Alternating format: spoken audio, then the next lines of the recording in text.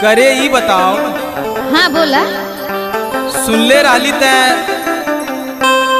एमए उम्मे कुल फाइनल कैले है, इतना ज्यादा पढ़ाई कैले है, अतई का आखंड पाखंड के पीछे पड़ल है।